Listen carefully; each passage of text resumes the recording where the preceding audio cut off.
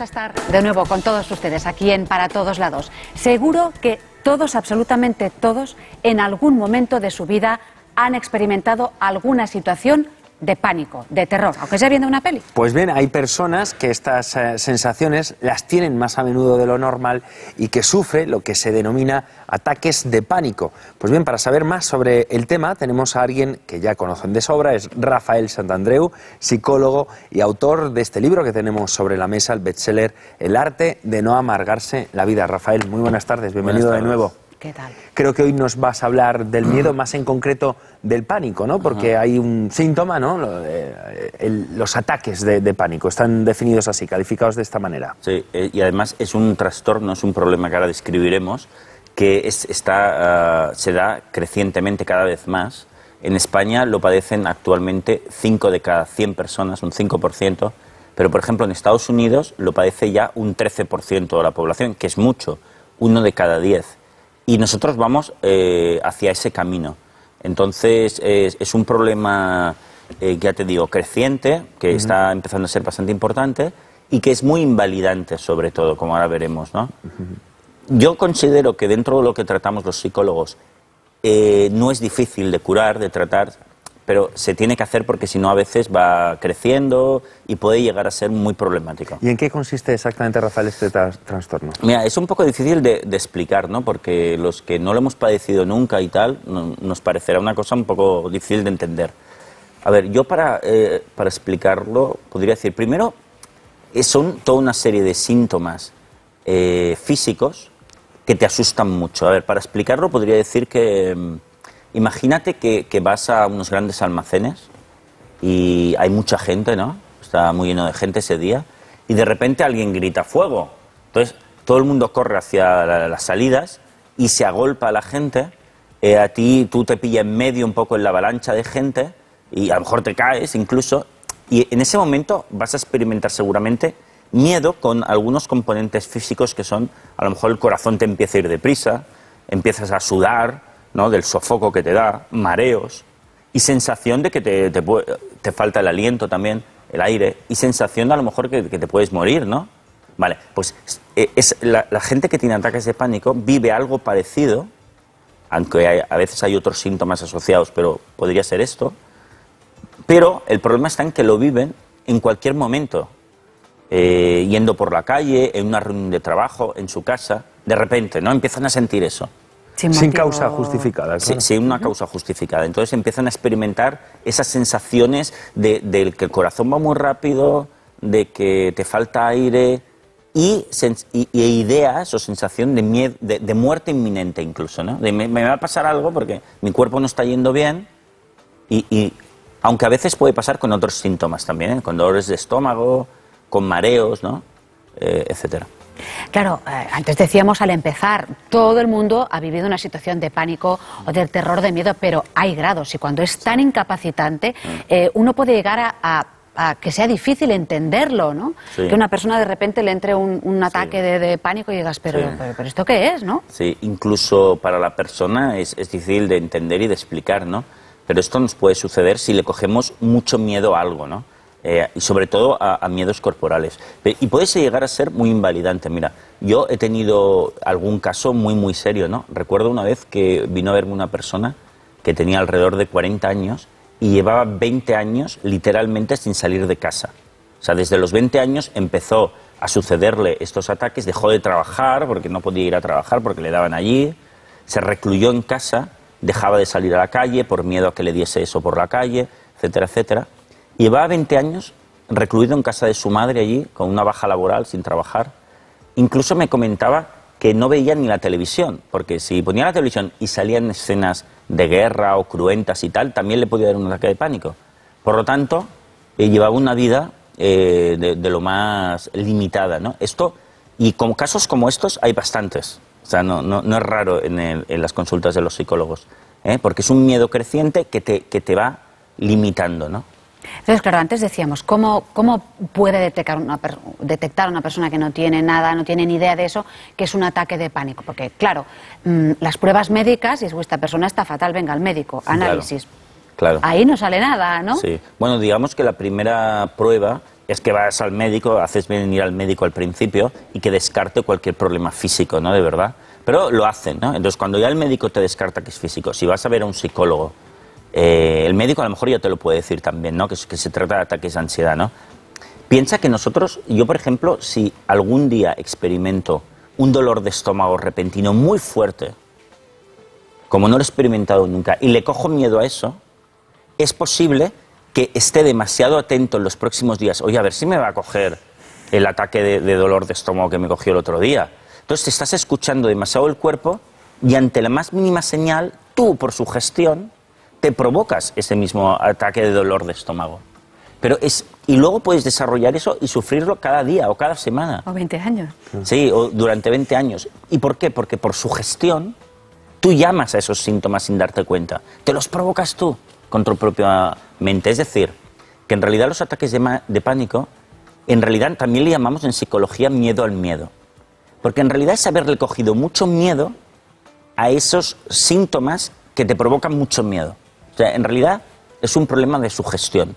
Entonces, normalmente cuando el médico ya te ha descartado que eso no lo produce tu cuerpo, sino que te lo produce tu mente, es cuando tú tienes que empezar a trabajarlo psicológicamente. Claro, pero comenta Rafael que es importante tratarlo, porque si no, evidentemente, aquello puede crecer y crecer y crecer. Sí. Además, crece por... Lo que lo hace crecer es la evitación. Porque las personas que generalmente... Yo antes te explicaba el caso de los grandes almacenes, ¿no? Que imagínate que tú la primera vez que te has asustado ha sido por algo natural, porque estabas en unos grandes almacenes y hubo un problema allí, ¿no? Entonces, lo que le suele pasar a la gente es que al cabo de unos días ya se ha recuperado, pero tiene que ir a unos grandes almacenes y lo evita. Y dice, uy, allí me cogió a mí el mal rollo ese, prefiero no volver. Pero entonces, a causa de esta evitación, creas un fantasma. Porque luego, si evitas, cada vez evitas más. Y luego evitas situaciones similares. Bueno, pues tampoco voy a ir a una sala de conciertos, pues tampoco voy a ir al cine. Son sitios cerrados que se parecen a aquel donde me podía haber dado. Entonces la persona empieza a evitar. Luego hay otro tipo de evitación, que evitan ir a sitios donde no puedan estar cerca de un hospital o cerca de casa, donde poderse recoger allí, meterse, cuidarse. ¿Y hasta qué extremo se puede llegar? Pues el que te decía, generalmente hay muchos casos que son personas que no salen de casa. ¿Hasta ese extremo? Sí, sí. Joder. Y entonces, ¿cómo desmontas toda esa sugestión? ¿Cómo es el tratamiento, Rafael? Yo les digo a mis pacientes, el primer día que vienen, que se curarán cuando dejen de tenerle miedo a esos síntomas. Entonces, ellos cuando les dices eso, te dicen, bueno, fácil de decir, difícil de hacer. Pero bueno, nosotros sabemos, y así se lo expresamos, que a nadie le ha pasado nada con esas sensaciones cuando son debidas al cerebro, causadas por la mente. A nadie le ha pasado nada nunca. El corazón va más rápido, pero no va a pasar nada. A lo mejor te duele el estómago, pero no tiene consecuencias, te duele y ya está. La persona tiene que dejarle de tener miedo a esas sensaciones, porque en realidad no hay razón para tenerles miedo, aunque sean muy desagradables, y luego dejar de evitar. Entonces, nosotros hacemos un recorrido, un entreno progresivo para que dejen de evitar todas esas circunstancias, esas situaciones que se habían acostumbrado a evitar y con las que habían creado un fantasma de miedo acerca de esas situaciones, ¿no? Entonces, esto junto con algunos trabajos independientes más, conseguimos que la persona se desensibilice, deje de tener esa sugestión, ese miedo que provoca toda esta sintomatología de miedo tan intenso. Rafael, hay mucha gente que para buscar soluciones ante estos ataques de pánico busca alternativas, no sé, la acupuntura, la homeopatía, incluso la meditación. Sí. ¿Qué opinión te merecen? Pues que no son las soluciones a esto, ¿no? Es decir, la homeopatía, la acupuntura, bueno, los masajes, la meditación, puede hacer que estés un poquito más tranquilo. Pero si ese temor está bien instalado, ante situaciones que te causan temor, van a arrasar con tu tranquilidad, pequeña tranquilidad que hayas adquirido, con esas distracciones, con esos métodos.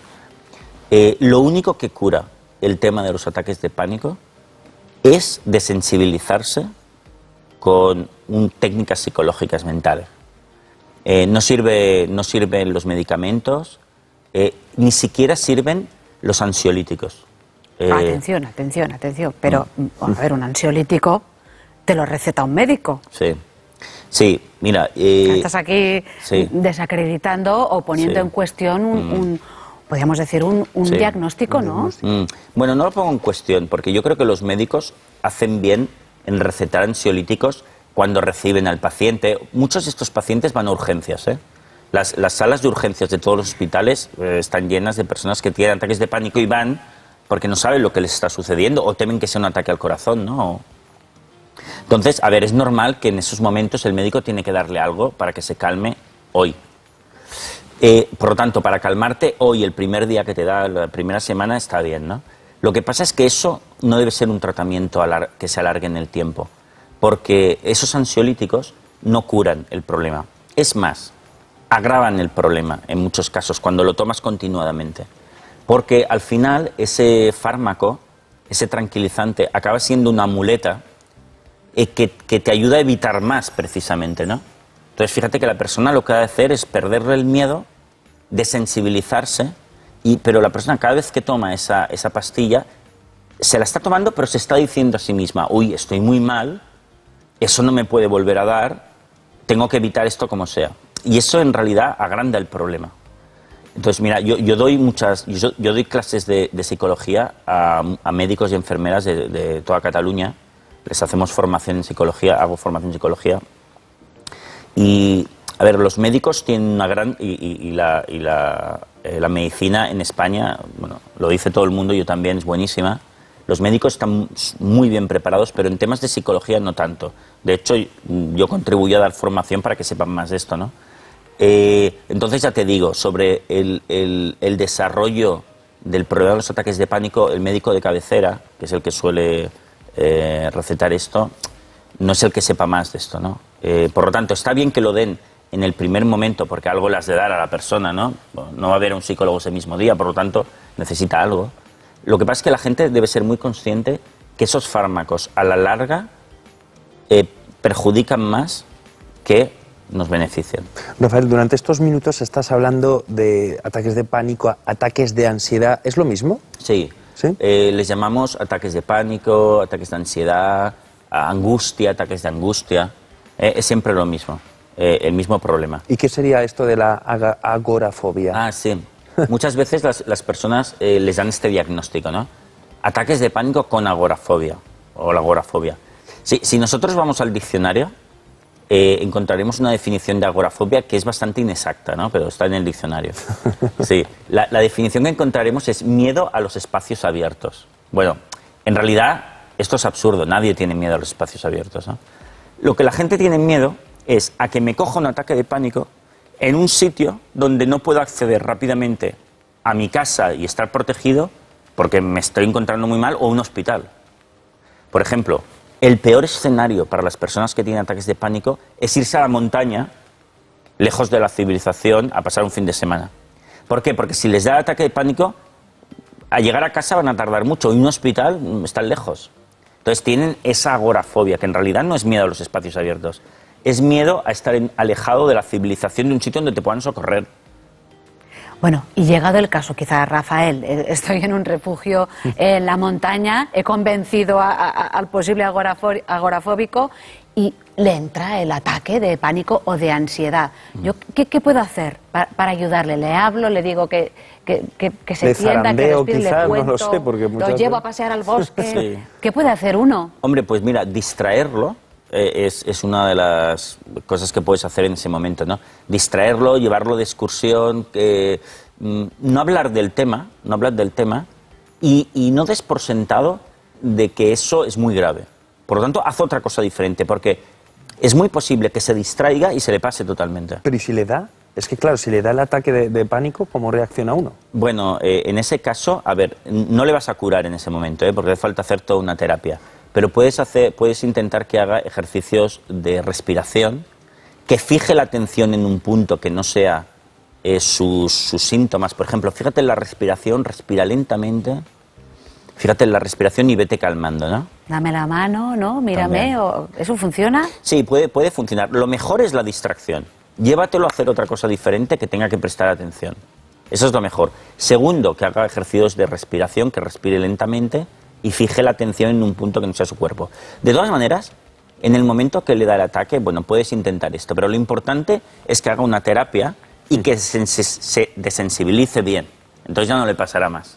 Pero en el momento, un poco mala suerte, ¿eh? ¿Podemos hablar de una predisposición genética ante posibles ataques de pánico? No, realmente no. Fíjate, yo he visto personas con ataques de pánico de todas condiciones. Por ejemplo, recuerdo haber tenido atletas, deportistas de muy alto nivel que en un momento dado les ha pasado alguna situación que les haya cogido miedo y a partir de ahí lo han desarrollado. Y eran gente súper fuerte, ¿no? Atletas extraordinarios.